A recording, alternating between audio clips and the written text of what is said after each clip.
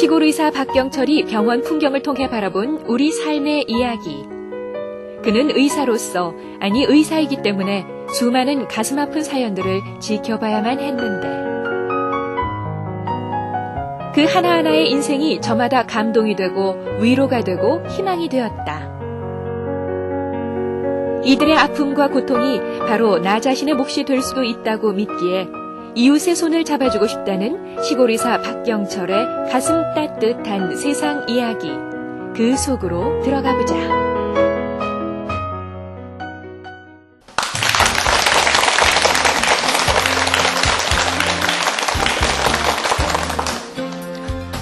저는 경상북도 안동이라는 작은 도시에서 작은 병원을 운영하고 있는 시골 의사입니다.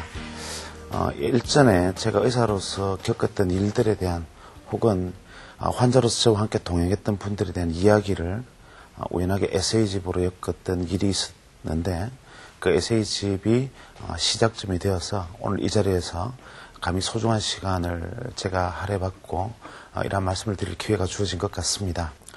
제가 의사를 하면서 가장 궁금해했던 것은 지금 내 눈앞에서 일단 죽음이라는 것을 앞에 두고 투쟁하고 있는 이 환자들이 처음에 태어났을 때 어떤 그 생명의 단계에서는 어떤 존재였을까라는 질문들을 계속 하게 되었었고 그 부분에 대해서는 아직까지도 저는 사실 철학이 정돈되어 있지 않습니다. 대개 동양 철학자들은 아이가 세상에 날 때 엄마 뱃속에서 밖으로 나와서 첫 숨을 쉴 때를 이제 생명이 태어났다라고 이야기들을 하는 분들이 많지요. 그래서 사주팔자 이런 것들도 보시나 봅니다. 하지만 의사의 눈으로 보면 좀 더 복잡하게 난자와 정자가 만나서 수정을 하고 제2세포기를 거쳐서 4세포기를 거친 다음 8세포기에 들었으면 이제 생명이다. 이런 과학적 견해를 내놓기도 하고 신학적으로 보면 엄마와 아빠의 몸이 만나서 난자와 정자가 결합하는 그 순간부터가 생명이다. 이런 생각들을 하시는 분들도 아마 있을 겁니다. 그래서 우리가 생명이라는 것은 신학적 입장에서 바라보느냐, 과학적 입장에서 바라보느냐, 혹은 다양한 어떤 민속이나 어떤 사회문화적 특성에 따라서 달리 볼 수도 있는 문제입니다. 하지만 한 가지 궁금한 것은 내내 풀리지 않는 의문은 저는 남자이기 때문에 그 생명이 맺히는 현상에 대해서 경험해보지 못했던 것이 굉장히 안타까웠습니다. 할 수만 있다면 애를 한번 가져보면 어떨까 하는 생각까지도 한번 해보았는데 그것은 한 남자로서 여자를 볼 때의 느낌뿐만이 아니라 의사로서 환자를 볼 때 혹은 죽음을 앞둔 환자들이 처음에 생명처럼 맺혔을 때는 어떤 존재였을까가 사실 궁금했었습니다. 물론 뱃속에 애를 제가 가지면 뒷감당을 못하겠지만 거기에 대해서는 정말 알고 싶다라는 마음이 참 많이 들었습니다. 제가 생각할 때는 이렇습니다. 부모 자식은 킬련으로 맺어졌고 나의 분신이긴 하지만 일단 사람과 사람으로 보면 자식과 부모도 남이지요. 내가 아닌 다른 생명이고 내 몸에서 엄마 몸에서 아이가 태어나는 순간부터 그 생명은 나가 아닌 타인인데 놀랍게도 이 생명은 내 몸속에 가지고 있는 10달간의 기간 동안에는 남이 아닌 나이지요. 이 10달간은 내가 잘못되면 아이도 잘못되고 아이가 잘못되면 내가 잘못되기도 하고 또 내가 어떤 감정이나 몸의 상태나 그 모든 것을 아이는 하나로서 같이 유기적으로 움직이기 때문에 엄마 뱃속에 맺혀있는 10달간의 생명은 타인이지만 그것이 곧 나인 존재, 정말 도저히 설명할 수 없는 그런 존재가 아닐까라는 생각이 들었습니다. 하지만 엄마 뱃속에서 태어나기만 하면 그때부터는 아이가 아프다고 엄마가 아프지는 않죠. 마음이 아플 뿐이지. 과거에는 엄마의 몸과 아이의 몸은 하나였고 태어나면서 다시 타인이 되는 존재, 나이면서 타인이고 타이면서 나인인 존재, 이런 어떤 모성과 아이, 즉 생명, 새로 내가 만드는 생명, 이것은 어떤 관계를 가지고 있을까? 신학적으로 생각하면 하나님과 우리 사람들과의 관계가 아마 그런 것일 수도 있는데 엄마와 아이라는 관점에서 놓고 보면 결국 그 관계도 우리가 풀어낼 수 없는 특별한 관계가 아닌가 하는 생각을 했습니다. 엄마는 어떻습니까? 뱃속에 아이를 담고 있으면 저는 그 현상이 너무 신비롭고 모든 사람들이 자기 뱃속에 생명을 잉태하고 있을 때 그때 가졌던 어떤 신비감과 일치감 이런 것들이 부모가 자식한테 미치는 헌신적인 사랑의 원인이겠지요. 하지만 제가 그 의사가 처음이 되었을 때 초임의사 시절에는 저희들이 인턴을 이제 시작하면 각 과를 한 달씩 순회를 하면서 배우게 됩니다. 그때 가장 끔찍했던 파트가 산부인과입니다.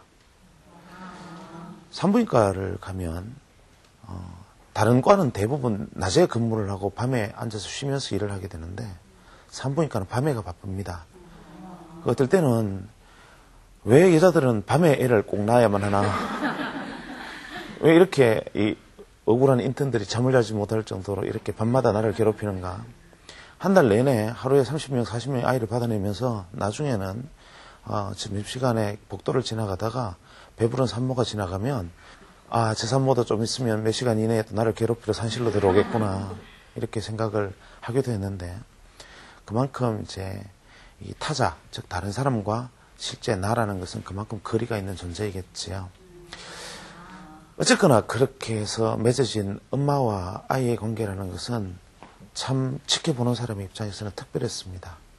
저는 외과 의사이기 때문에 한 달간의 산부인과를 순회한 이후로는 산부인과를 경험할 기회가 없었고 제가 인턴으로서 17명의 아이를 제가 출산을 받아본 경험 이외에는 그 이후로는 출산에 참여할 기회도 없었습니다. 그런데 그 외과 의사가 이제 레지던트를 시작하고 외과 3년 차가 되었을 때 이제 외과에서는 나름대로 어느 정도 좀 자리를 잡는 정도의 연배가 되었을 때 하루는 당직실에서 책을 보고 있는데 새벽 3시쯤 돼서 신생아실에서 급하게 연락이 왔습니다. 신생아실에서 외과 의사에게 연락이 오는 경우는 되게 끔찍한 경우입니다. 갓 낳은 아이가 문제가 있어서 급히 수술을 해야 되는 경우 이외에는 신생아실에서는 소아과 의사를 찾지 외과 의사를 찾을 일이 없지요. 그래서 이 새벽에 이게 무슨 일인가 하고 내려가 보았더니만 눈앞에서는 교과서에서는 실제로 보았지만 제가 실제로 눈으로는 한 번도 본 적이 없는 일이 펼쳐져 있었습니다. 한 아이가 신생아실 인큐베이터 안에 누워 있는데 이 아이가 가슴 명치에서부터 이 밑에 골반까지 배에 피부가 하나도 없었습니다. 그렇게 되면 어떤 현상이 벌어지느냐 하면 뱃속에 있는 간이나 위나 대장, 소장 이러한 장기들이 전부 배에서 밖으로 나와 있고 이것을 덮어주는 배의 복벽이나 피부가 없는 상태로 밖으로 나와 있지요. 이런 상태로 만약에 하루만 지나면 뱃속에 장에 있는 모든 수분이 증발해 버리기 때문에 사람은 생명을 유지를 할 수가 없습니다. 또 설령 유지를 한다 손 치더라도 정상적인 생활은 사실 불가능하죠. 배가 없기 때문에. 그렇게 태어난 아이를 우리가 복벽결손이라고 부릅니다. 책에서는 보았지만 실제 제가 눈으로 본 것은 처음이었습니다. 하지만 그때 그 아이가 너무 인상적이었던 것은 갓 태어난 아이가 입을 오물거리고 손에서 쥐는 현상은 똑같이 쥐고 있고 신생아실 소간호사가 빨대를 통해서 입에 물을 물려주면 그거를 빨아들이고 아이의 목을 통해서 흘러간 물이 장을 통해서 흘러내리는 것이 밖에서 보였습니다. 생명 현상에 따라서 밖에 나와 있던 심장은 밖에서 새처럼 가늘게 뛰고 있고 장은 여전히 움직이고 있지만 이 아이 생명은 바람 앞에 등불이지요. 대개 이럴 때 의사들의 반응은 아주 단호합니다. 제일 먼저 보호자 불러서 우리가 할 수 있는 한 최선은 다하겠지만 생명을 건진다는 가능성은 없다라고 보시면 됩니다. 이렇게 먼저 얘기를 하지요. 왜냐하면 보호자가 기대를 가지고 있을 때 그 기대가 실망으로 바뀌면 오히려 그것이 너무 아픈 일이기 때문에 불가능한 일에 대해서는 미리 불가능성에 대해서 보호자를 확신시켜 주는 것이 더 중요합니다. 그래서 보호자를 불러서 이 아이는 살 수가 없습니다. 현대의학으로는 저희들이 해결할 수 없는 문제입니다. 라고 이야기를 드렸는데 그때 아이의 아버지가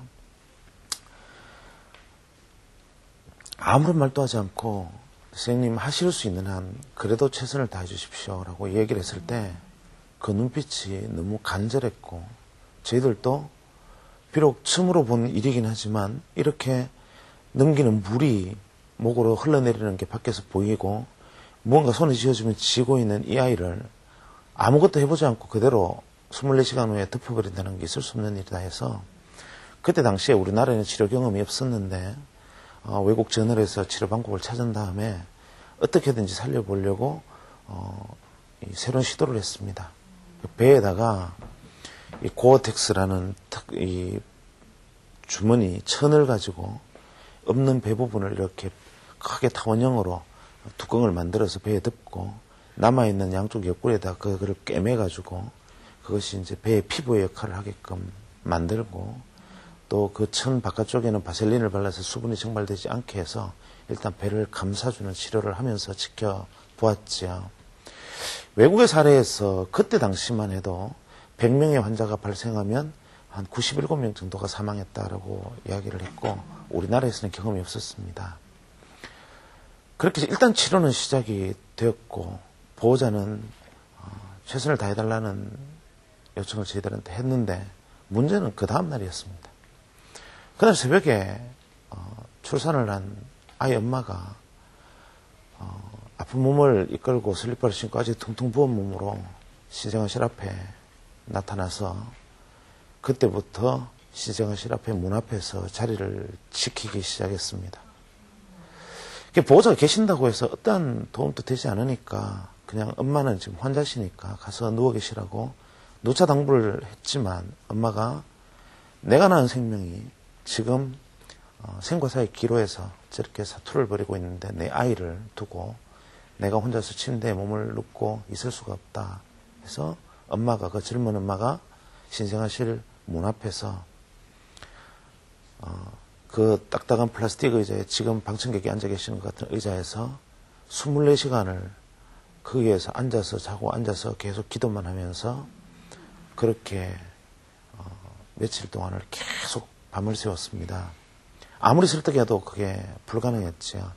그때 신생아실 문 앞을 오가는 의사들의 마음은 그때마다 그 애기 엄마를 보는 순간 정말 커다란 납덩어리가 어깨에 하나씩 더 얹혀지는 느낌이었고 저렇게 간절하게 생명을 바라는 엄마의 모습을 보면서 의사인 저희들도 사람인 이상 할 수 있는 한 최선을 다하겠다는 생각을 할 수밖에 없었습니다. 다행인지 불행인지 모르겠지만 기적적으로 아이가 무려 3주를 생존을 했고 아이가 3주를 생존하는 동안 전날 출산했던 엄마가 21일간 신생아실 문 앞에서 딱딱한 플라스틱 의자에 앉아서 자기 무거운 몸을 이끌고 산모가 그 자리를 지켰습니다. 21일째 되는 날 의학적으로 한계에 부닥쳤습니다. 장은 점점 수분이 말라서 움직임이 떨어지고 아이 혈압과 맥박이 낮아지기 시작하고 손에 무엇을 쥐어줘도 지지도 않고 그 와중에 애들이 하는 배는 미소도 짓던 모습들 아이가 움직이는 모습들 내가 살아있음을 증명하기 위해서 보여줬던 모든 행동들이 한 3주가 지나면서 조금씩 사그라들기 시작했습니다. 저희들은 이제 한계가 왔다라는 것을 직감을 했지만 엄마는 그것을 인정하지 않았겠지요. 보다 못한 저희들이 특별 허락을 해서 격리실에 엄마가 소독 가운을 입고 출입을 하도록 허락을 했습니다. 엄마가 2주째 되는 날부터는 신생아실 인큐베이터 안에 통 속에 손을 집어넣고 아이의 손을 잡고 제가 병원에서 그 아이한테 갈 때마다 그 엄마가 손을 잡고 기도하고 있는 모습을 계속 보고 있었고 어쨌거나 그 3주간 버티는 기간 동안 엄마와 아이는 예전에 뱃속에서 한 덩어리였던 것처럼 같이 그렇게 있었습니다. 분명히 내 뱃속에서 밖으로 나오면 그때부터는 내가 아닌 타인의 몸이지만 그 아이는 행복하게도 자신의 몸은 아주 희박한 확률이 있는 그런 병에 걸려 있지만 여전히 엄마 뱃속에서 밖에 나와 있음에도 불구하고 엄마와 함께 동행을 했습니다. 21일째 밤에 결국 아이가 가냘픈 숨을 멈췄고 배 밖에서 그렇게 뛰던 심장도 서서히 찾아들었습니다. 모든 어르신이나 그 당시에 주변에 있던 모든 병만들, 그 모든 사람들이 그 아이의 죽음에 대해서 충격을 많이 받았고 우리가 바라던 기적들은 실제 이루어지진 않았습니다. 하지만 인간이라는 것은 참 묘한 것이어서 나와 타인이라는 관계는 참 특별한 겁니다. 내가 아무리 마음이 아프고 의사로서 이 사람을 살리고 싶었고 그 엄마의 마음이 내게 전달이 되어 있었지만 그 아이가 죽고 신생아실로 내려가 버린 그 다음날 저희들은 또 다시 웃고 떠들면서 일상으로 돌아가고 또 다른 환자를 만나고 그날 저녁에 회식하면 또 예전에 언제 그런 일이 있었냐는 듯이 또 금방 잊어버리면서 일상 속에서 웃고 농담하면서 살아가지요. 하지만 그때 엄마는 그 아이를 묻었을 거고 그때 엄마는 그것이 진행형이었지요. 그렇게 일주일이 흘렀습니다.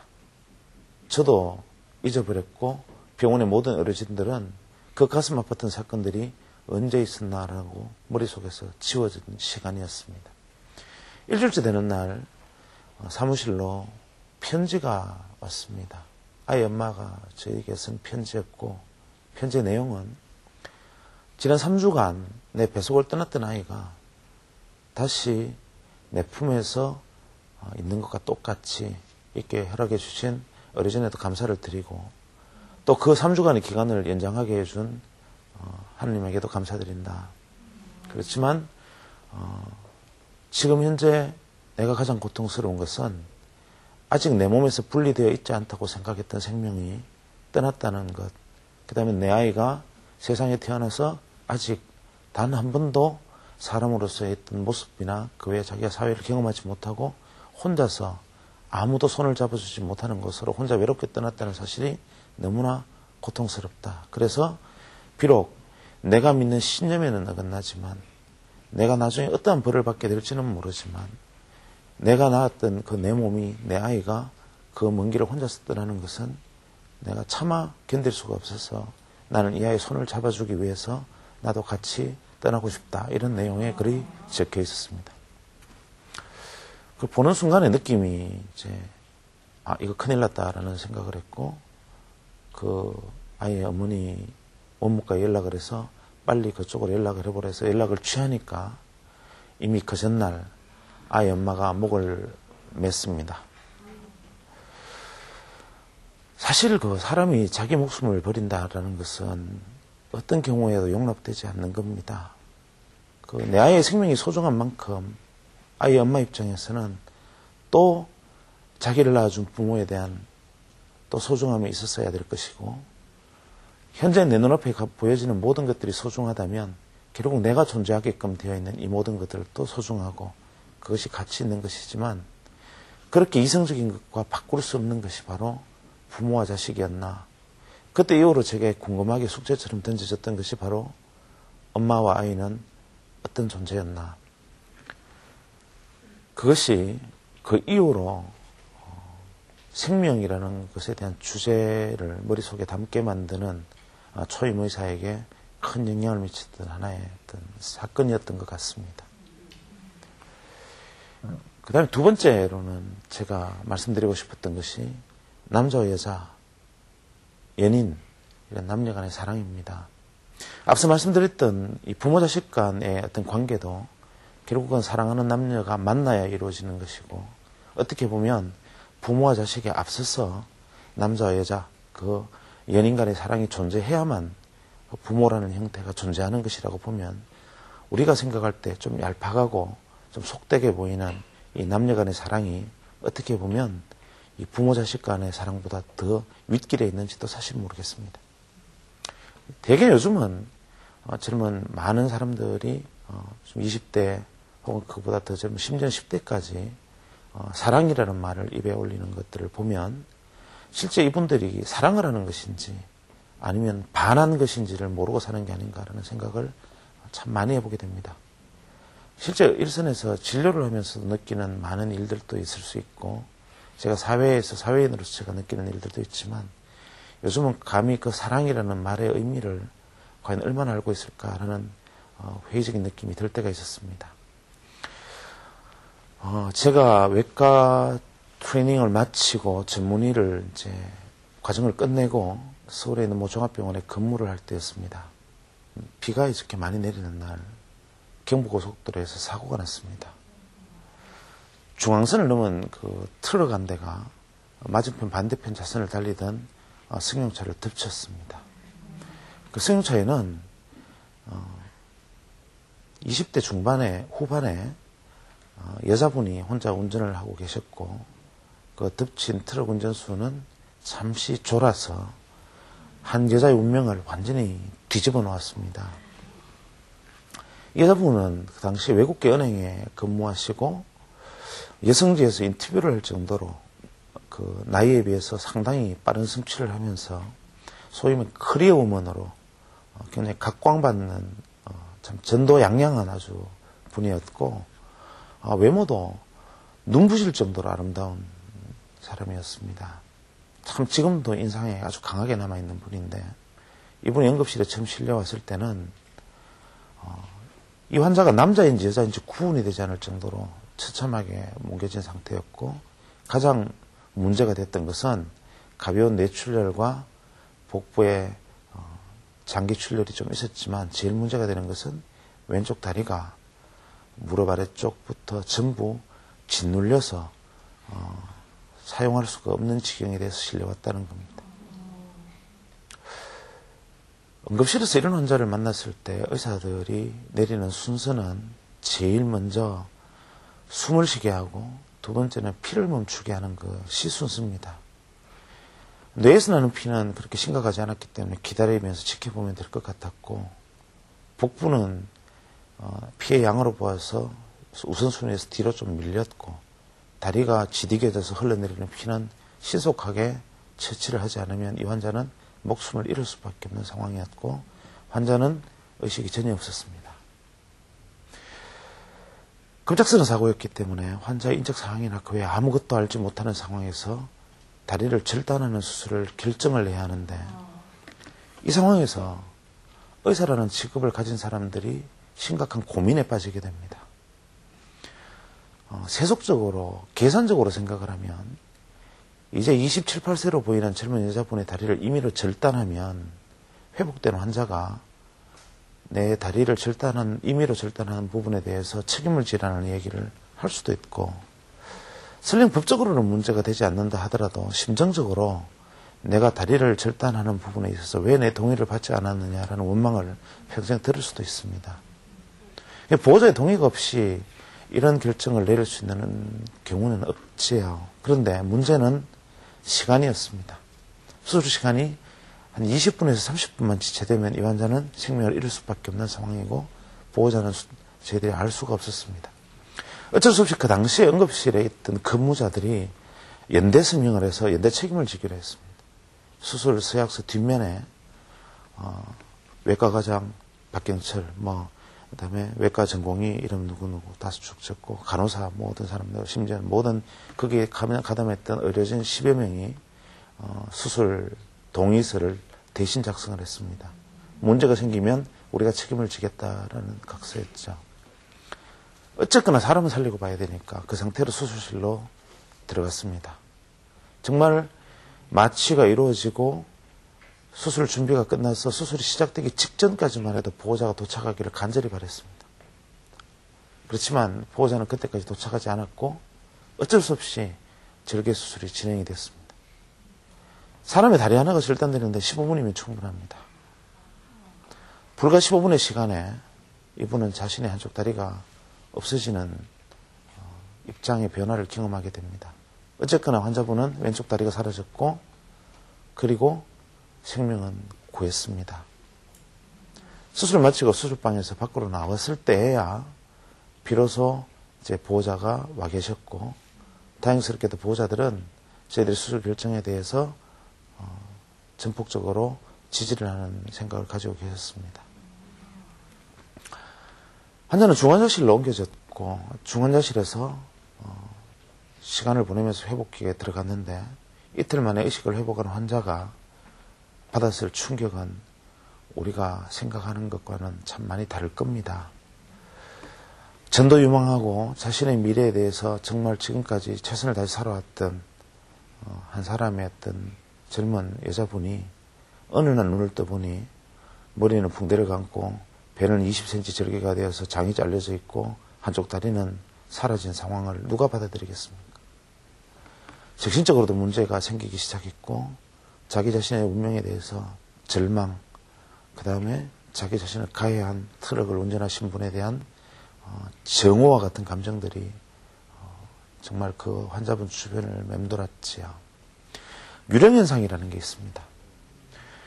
우리는 내 몸에 사지육신을 몇십 년 동안 익숙하게 사용을 했기 때문에 내가 눈을 감고도 팔과 다리가 어디로 가는지를 알고 있습니다. 반대로 팔과 다리가 갑자기 사라지면 내가 팔과 다리가 없어졌다는 사실을 내 머리가 받아들이지를 못합니다. 그래서 보통 우리가 다리를 다치고 난 다음에 다리가 잘리거나 팔을 다쳐서 팔이 잘리면 분명히 그 다리나 그 팔은 없는데도 그 다쳤던 통증을 계속 느끼게 됩니다. 그래서 여자분은 이런 유령현상에 거의 2달 정도 시달렸습니다.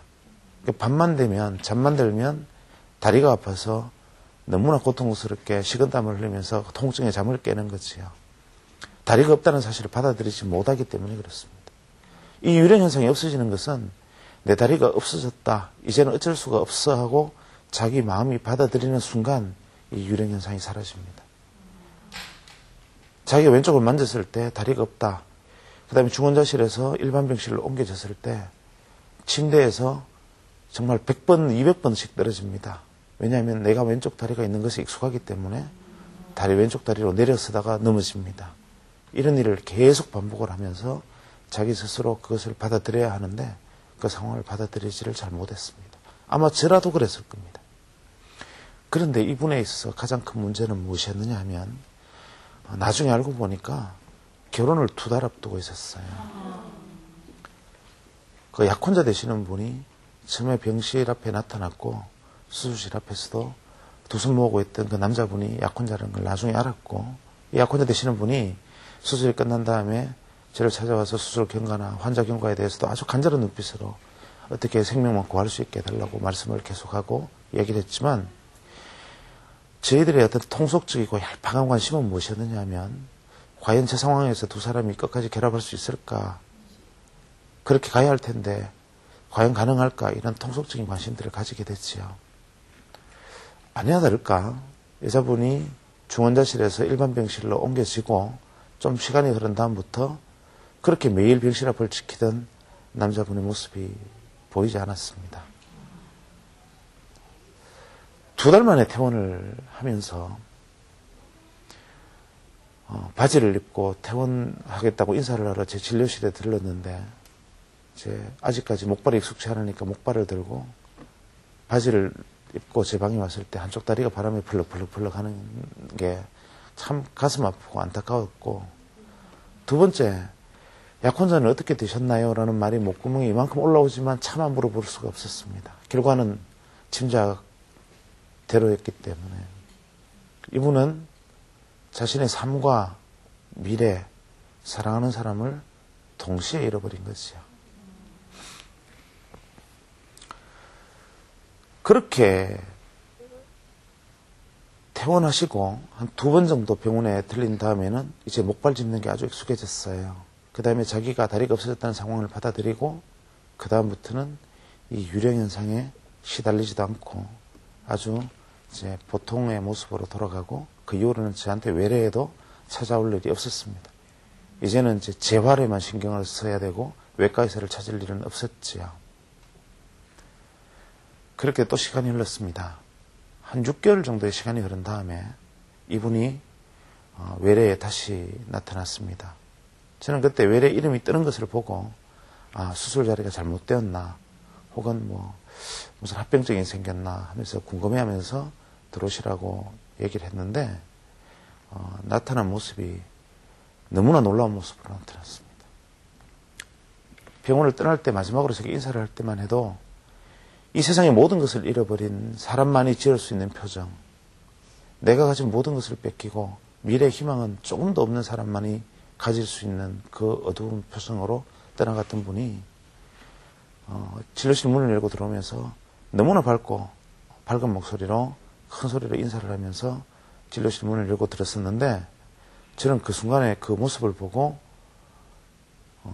그분의 뒤에 마치 우리 후광 같은 어떤 빛이 비치는 같은 느낌을 받았습니다. 이유는 뭐냐면 한쪽 다리가 없이 목발을 짚은 상태로 미니스커트를 입고 등장하신 겁니다. 혹시 한쪽 다리가 없는데 미니스커트를 입으신 분을 보신 적이 있습니까?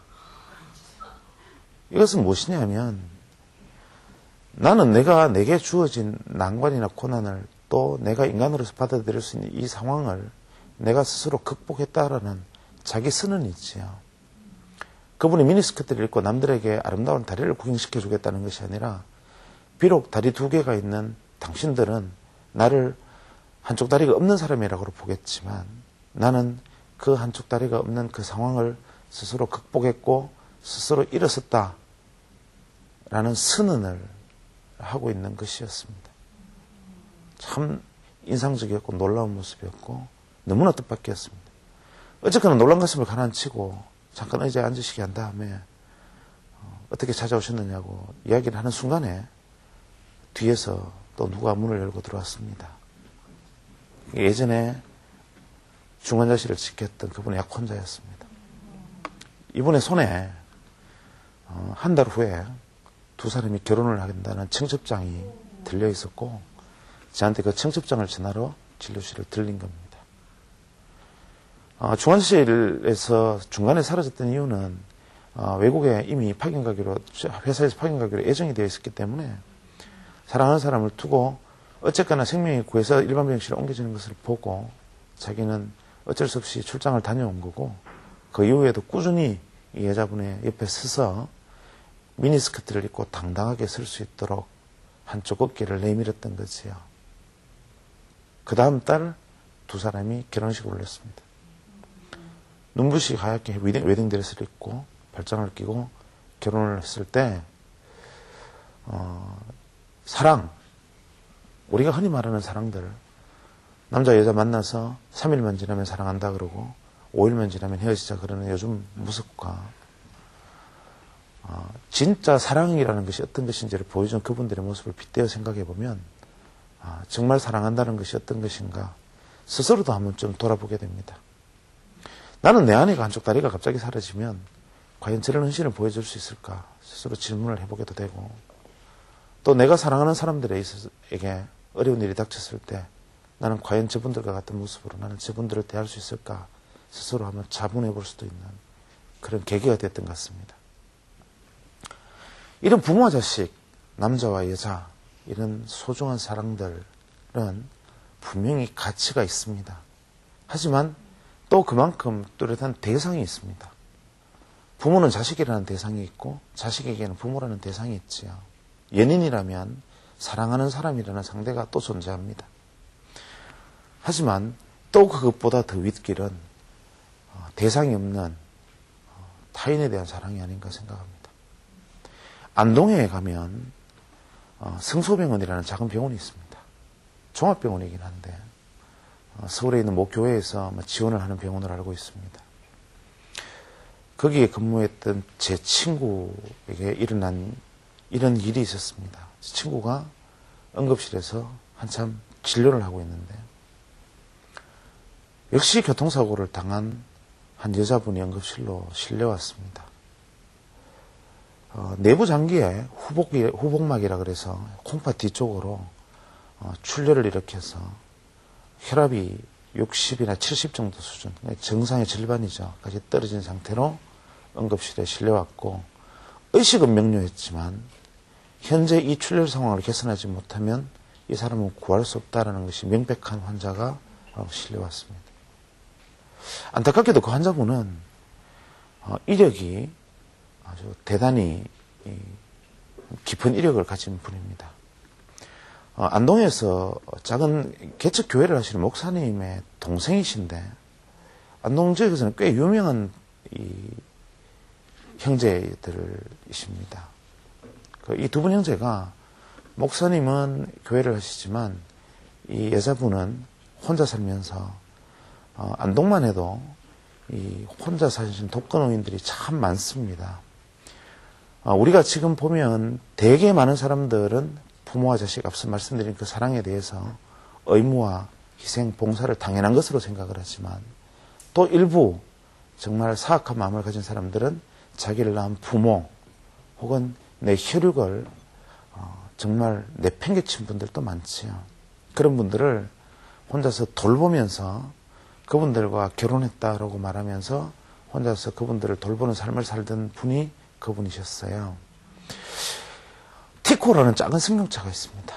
그걸 타고 다니시면서 동네 곳곳에 혼자 계시는 할머니들을 보살피고 밥도 해드리고 청소도 해드리고 어떤 단체도 만들지 않고 소문도 내지 않고 정말 혼자 그렇게 다니면서 봉사를 하시면서 살아가시던 분인데 제 기억에 나이가 그때 제가 듣기로 한 40세 정도 됐던 것으로 알고 있습니다. 어떤 혼자 계신 할머니한테 방문하기 위해서 시골길을 가다가 미끄러지면서 아래쪽으로 차가 굴렀고 작은 차 안에서 다쳐서 후복막 출혈이 일어났는데 문제는 이 후복막 출혈은 수술을 할 수가 없다는 겁니다. 간이나 뭐 폐나 심장이나 뼈를 다치면 그 자리를 수술을 하면 되지만 그쪽에는 손이 닿을 수가 없는 부분이고 저절로 멈춰지기를 기다릴 수밖에 없습니다. 정말 기도 외에는 할 게 없습니다. 의사 입장에서 어떻게 해야 되느냐 하면 출혈하는 양의 피만큼 밖에서 수혈을 하는 수밖에 없지요. 그래서 이분이 중환자실로 옮겨지고 무려 64파인트의 피를 3일간 수혈을 받았습니다. 64파인트라면 내 몸에 있는 전체 피가 2번이 빠지고 다시 채워지는 양입니다. 그렇게 계속 피가 외부에서는 수혈이 되고 자기 몸에서는 빠져나가는 상황이 반복이 되면 사람 몸에 원래 가지고 있던 자신의 피는 하나도 남게 되지 않고 남의 피로만 채워지게 되는데 이렇게 되면 혈소판이나 그 외에 기타 중요한 면역 인자가 없어서 사람이 응고 기능을 잃어버리기 때문에 결과적으로는 더 이상 구할 수 없는 단계까지 가게 됩니다. 그게 한 30% 정도가 한계인데 이분은 60%까지 갔다는 것은 이제 이분의 생명이 붙어 있기 때문에 어쩔 수 없이 우리가 수혈을 하고 있을 뿐이지 생명은 구할 수 없다라는 말과 같습니다. 중환자실에서 의식은 명료한 상태로 인공호흡기를 달고 있습니다. 이유는 산소가 피가 모자라니까 산소가 떨어져서 인공호흡기를 통해서 산소를 공급하지 않으면 몸에 산소가 부족해지기 때문에 의식이 있는 상황에서 기도를 통해서 호스를 집어넣고 그쪽으로 인공호흡기가 집어넣습니다. 말도 할 수 없고 기껏 할 수 있는 것이라고는 손가락을 조금 움직여서 글씨를 쓰는 것 외에는 아무것도 할 수 없습니다. 처음에 환자한테는 회복될 수 있습니다. 반드시 나을 수 있습니다. 라는 얘기를 수도 없이 반복합니다. 인간의 의지가 가장 중요하기 때문입니다. 오빠가 되시는 목사님과 그 언니 되시는 두 분이 중환자실에서 계속 그 옆에서 그때 그 아이의 엄마처럼 동생의 손을 잡고 3일간 정말 한시도 떠나지 않고 옆에서 손을 잡고 기도를 하는 모습을 볼 수 있었습니다. 어쩌면 그만큼의 시간을 끈 것만 해도 믿어지지 않는다는 생각이 들 정도로 길어졌는데 어느 날 환자 스스로 자기가 한계에 왔다라는 것을 느끼기 시작했던 것 같습니다. 또 의사들이 환자에 대한 보이는 반응들이 아무리 말로는 회복될 수 있습니다. 곧 좋아집니다. 얘기를 하지만 아마 본능적인 직감이 있었을 겁니다. 어느 날 이분이 3일째를 넘기고 어느 날 필담을 요청을 했습니다. 손가락을 움직여서. 담당 간호사가 작은 메모지를 드리고 손에 볼펜을 쥐어드리니까 이 볼펜으로 종이에다가 아주 힘겹게 정말 간신히 어렵게 이렇게 흔들리는 글씨로 4글자의 글자를 썼습니다. 그게 뭐였느냐 하면 시신기정 4글자였습니다. 자기의 운명이 다했다라는 것을 깨닫는 순간 자기가 살아서 하던 모든 역할이 남을 살아서 돕던 모든 역할이 이제 마무리가 되었다는 것을 본인이 느끼는 순간 자기가 역할이 끝나면서도 무엇인가 더 세상에 줄 것이 없을까를 생각한 끝에 내린 결론이라고 생각합니다. 손가락 하나 겨우 움직일 수 있는 사람이 다른 사람에게 줄 수 있는 유일한 봉헌물이 아니었나 생각합니다. 시신기정이라는 4글자를 보고 옆에 기도하시던 목사님이나 의료진들이 다 같이 눈에 눈물을 흘릴 수밖에 없는 상황이었고, 그 이후에 환자가 아직 숨이 멈추지 않았음에도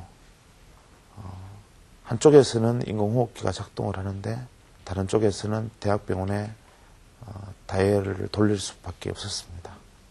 돌려서 지금 곧 뇌사자가 발생하게 됩니다. 와서 이분의 몸에 있는 장기들을 적출해서 이용하고 또 환자의 뜻에 따라서 나머지 몸은 해부학교실에 해부용으로 기증을 할 수 있는 준비를 해 주십시오 해서 대학병원에서 이식수술팀과 또 대학병원 해부학교실에서 시신을 모시고 갈 팀들이 도착을 했습니다. 환자 생명이 거의 꺼져가는 순간 아직까지 멈추진 않았지만 반대쪽 수술실에서는 수술 준비가 시작이 되고 수십 명의 의료진들이 환자가 숨을 멎는 순간을 기다리고 있는 상황이 되었습니다. 참 가슴 아픈 일이긴 하지만 이분은 자기 스스로 자기가 예감하고 그 다음날 중환자실에서 숨을 거두었고 우리는 숨을 거두자마자 중환자실에서 단 3분도 걸리지 않는 시간에 수술실로 환자의 몸을 옮기고 각막과 몇 가지 장기를 적출해서 누군가의 몸에 이식되기 위해서 옮겨졌습니다. 아마 그분의 몸을 받은 누군가가 지금 이 시간에도 어쩌면 이 방송을 볼 수도 있습니다. 또 누군가는 그분의 신장을 받아서 지금 어디선가인가 자기 가족들을 위해서 열심히 일하고 있을 수도 있습니다. 그리고 지금 이 세상에 가운을 입고 있는 어떤 의사는 그 환자분의 몸을 가지고 공부를 했을 겁니다. 수술이 끝나고 그분의 몸이 수술실에서 나와서 하얀 모포에 쓰여진 채로 병원 복도를 통과해서 병원 현관 쪽에 기다리고 있는 앰뷸런스를 향해서 가는 동안 대학병원에서 파견된 의료진하고 또 목사님 그 외에 많은 관계자들이 토의를 해서 가시는 분의 마지막에 대해서 추념을 하는 시간을 가졌는데 멀리 수술실에서 그 침대가 멀어지는 그 모습들을 바라보면서 인간이 인간을 위해서 줄 수 있는 한계가 과연 어떤 것인가. 나는 태어나서 지금까지 다른 사람이 가지고 있는 것을 가지기 위해서 지금까지 애를 썼는데 왜 누군가는 저렇게 자기가 가진 마지막 모든 것까지 주려고 애를 쓰는가 하는 생각들을 할 수 있었고 이 세 가지 사건이 아름다운 동행 책을 쓰게 된 동기가 되었습니다. 그래서 저는 이 책을 통해서 우리가 일상적으로는 접하지만 정말 소중하게 생각하지 못하고 혹은 흘려버리던 공기와 물과 같은 존재인 이 사랑이라는 주제에 대해서 많은 분들이 생각해 보기를 바랐고 또 그것이 실제로 그렇게 되었으면 하는 마음을 가지고 있었습니다. 그래서 이 책을 쓰고 난 다음에 어떤 분들이 제게 질문을 했습니다. 세상의 모든 의사는 똑같은 경험을 할 텐데 왜 당신은 유독 그것을 그렇게 좀 더 가슴 아프게 집중적으로 생각을 하느냐. 저 역시도 비슷한 경험을 한 적이 있습니다. 제가 27 되던 해 저희 아내가 낳았던 아이가 뇌성마비에 걸렸습니다. 그래서 머리에 출혈이 있었고 그때 모든 사람들이 이 아이를 살릴 수 없다라고 얘기를 했습니다. 그때 어차피 살릴 수 없다라고 생각했던 아이가 손가락 하나 움직이지 못하고 완벽한 뇌성마비 상태에서 포기를 할 수밖에 없는 상황이었는데 그로부터 세월이 10년의 세월이 흐른 다음 10몇 년의 세월이 흐르고 지금 중학교 3학년으로 학교를 다니고 있습니다. 물론 전교생 286명 중에 283등을 했습니다. 그래서 더 놀라운 것은 이 녀석보다 못한 녀석이 3명이나 있다는 사실이고, 자기가 가방을 지고 걸어서 버스를 타고 학교를 갈 수 있다는 사실이 엄청난 축복인 것이지요. 의학적으로 제가 포기했던 내 가족이 기적적으로 회생했던 모습들을 옆에서 지켜보았고, 아마 다른 환자의 모습이었거나 다른 환자의 아이였으면 또 보호자를 불러서 이렇게 얘기를 했을 겁니다. 희망이 없습니다. 이것은 현대의학으로 불가능합니다. 아이를 포기하십시오. 이런 얘기를 했을 겁니다. 그렇지만 그것이 내 가족일 때는 그것이 가능성이 100%로 보였고, 내가 할 수 있는 모든 것을 동원해서 이것을 회복하겠다라는 갈망이 있었고, 그 갈망으로 정말 그야말로 할 수 있는 모든 수단을 동원해서 치료를 한 결과 지금 이제 한 10년 있으면 장가보낼 생각을 했습니다. 제 인생에서는 참 소중한 경험이었고, 그래서 때로 지난 그 세월들이 제가 의사로서 지내왔던 그 기간과 너무나 일치하는 또 비슷한 기간이었고, 그래서 저는 이 의사라는 직업을 가지게 되면 사실은 좀 아직은 의사라는 직업이 먹고 살만한 직업입니다. 남들보다는 조금 여유가 있고, 또 많은 분들이 의사라는 직업은 그만하면 좀 낫지 않느냐라는 생각을 해주는 직업을 가지고 있습니다.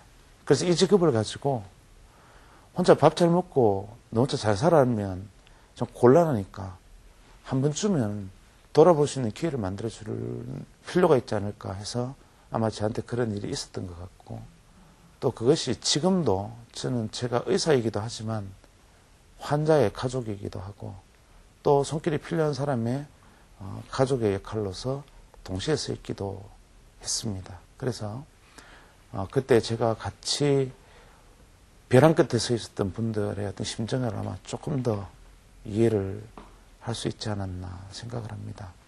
그래서 저는 이 책을 쓰고 난 다음에 많은 분들이 제게 베스트셀러 작가 뭐 이런 식의 표현을 하는 것에 대해서 상당히 괴로웠습니다. 왜냐하면 작가라는 것은 창작, 자기가 고민을 해서 이야기를 만들고 그 만들어진 이야기가 하나의 작품이 되었을 때를 창작이고 작가라고 하는 것이요. 저는 그것이 아니라 한참 어려웠던 시기에 저와 같이 그 자리에 서 있었던 사람들, 제가 어려웠을 때는 제 동료들이 제 옆에 서 있었고, 환자들이 어려웠을 때는 저는 그 옆에 서 있었던 사람이고, 누군가가 극단적인 위기에 처해 있을 때 그 옆을 지켜보았던 사람으로서 그분들의 승리나 그분들의 사랑이나 아픔을 기록했던 기록자라고 사실은 표현하는 것이 정확합니다. 그래서 인생이란, 혹은 사랑이란, 혹은 질병이란 어떤 것인지, 때로는 내가 힘들고 괴로울 때마다 그것들을 돌아볼 수 있다면 그것이 내게 많은 힘이 될 수도 있습니다. 타인의 불행이 곧 비교해서 내게 행복이 되지는 않겠지만, 그래서 저는 가끔 누군가가 제게 힘들고 어렵다, 삶에 대해서 고통스럽다는 이야기를 하면 조언을 딱 한 가지를 합니다. 지금 당신이 대학병원이나 그 외 큰 병원에 암병동에 가서 암을 앓고 있는 환자들의 옆에서 한 일주일만 그분들을 돌보면서 살아보면 지금 당신이 말하고 있는 그 고통과 고난이 어떤 것인지 그 실체를 알게 될지 모른다. 곧 나는 죽을 수밖에 없다라는 전제를 두고 절벽에 서서 한 발만 앞으로 내디디면 낭떠러지로 떨어지는 사람들이 가지고 있는 그 절박함은 그 이전에 그 사람들이 가지고 있던 어떤 탐욕이나 두려움이나 욕심과도 바꿀 수 없는 가장 간절한 유일한 존재입니다. 생존에 대한 인간의 갈망 혹은 죽음에 대한 두려움, 이것을 직접 경험해 보게 되면 내가 일상 속에서 가벼이 여겼던 것들 혹은 지나치게 무겁게 여겼던 것들이 얼마나 가치 없는 일이고 내가 불필요한 곳에 소모를 하고 있었던 일인지를 알 수 있게 되지 않을까 생각합니다. 그래서 내가 힘들고 고통스러울 때마다 병원이라는 공간에서 차라리 다른 사람을 조금 돌보면서 내 삶을 돌아보는 것, 저는 그것을 참 권해보고 싶고, 그런 측면에서 저는 제가 의사라는 직업을 가지고 있는 데 대해서 굉장히 자랑스럽게 생각합니다. 먹고 살기 좋아서 의사라는 직업이 좋다가 아니라 나는 언제라도 내가 힘들고 고통스러울 때마다 나를 되돌아볼 수 있게 해주는 그런 곳에서 항상 서 있는 사람이기 때문에 그나마 조금 내가 옆길로 가거나 혹은 뒤로 후퇴하고 싶은 마음이 들 때도 나를 바로 세워주고 고쳐 세워주는 그런 많은 눈들을 기억할 수 있었다는 점, 그 점이 바로 의사로서 저는 행복했다고 생각하고, 지금도 고등학생이 저를 찾아와서 선생님 제가 의사가 되고 싶은데 어떻게 할까요? 하면 의사 되라 이렇게 합니다. 될 수만 있다면 되라. 근데 고등학생이 돈 많이 번다는데 어떻게 할까요? 그러면 10년 지나면 아마 의사도 먹고 살기 어려울지 모른다. 지금 의사 숫자가 너무 많아서 정말 너 먹고 살기 힘들지도 모른다. 그렇지만 그 이유가 아니라면 의사라는 직업은 가질만한 직업이다. 이렇게 얘기를 해주고 싶고, 그런 측면에서 저는 제가 가지고 있는 직업에 대해서 너무나 소중하고 감사하게 생각하고 또 이 기회를 주신 하느님께도 감사드립니다. 그래서 오늘 이야기를 들어주신 많은 분들께도 진심으로 고맙게 생각하고, 오늘 제가 드리고자 했던 말씀들이 혹시나 외람되고 거슬리는 이야기가 있었다 하더라도 제가 전달하고자 하는 본래의 의미를 혹시 이해하신다면 너그럽게 용서해 주시면 고맙겠습니다. 오늘 긴 이야기 들어주셔서 고맙습니다. 우리가 일상적으로는 습하지만 정말 소중하게 생각하지 못하고 곧 흘려버리던 공기와 물과 같은 존재인 이 사랑이라는 주제에 대해서 많은 분들이 생각해 보기를 바랐고, 누군가가 인생을 통해서 가장 힘들었던 시기에 그것을 지켜보았던 사람으로서 그것을 충실하게 기록했던 한 사람의 기록자의 역할로 기억되었습니다.